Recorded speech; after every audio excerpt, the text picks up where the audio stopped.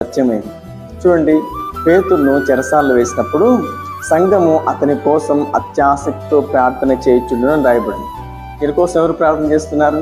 సంఘం అట పేతురు బయటికి రావాలని, సజీవుడిగా రావాలని, మళ్ళా బ్రతికి బయటికి రావాలని సంఘము అత్యాసక్తితో ప్రార్థన చేస్తున్నారని. ఈ ప్రార్థన విని, ఈ మనవి విని దేవుడు తన దూతను పంపించాడు. ఎక్కడికి? చెరసాల్లో ఉన్న పేతురు దగ్గరికి. ప్రార్థన పరలోకానికి వెళ్ళింది, దేవదూత భూమి మీదకి వచ్చింది. నీ ప్రార్థన వినే దేవుడు, నీ ప్రార్థన ఆలకించే దేవుడు, అద్భుతం జరిగించే దేవుడు ప్రభువైన యేసుక్రీస్తు. చూడండి, దూత ఆయన దగ్గరికి వచ్చి ఆయన చక్కగా నిద్రపోతున్న పేతురును లేపి బయటి ఊరి గవిని యొద్దకు నడిపించుకుంటూ తీసుకెళ్ళి, అక్కడ అందరు నిద్రపోతున్నారు.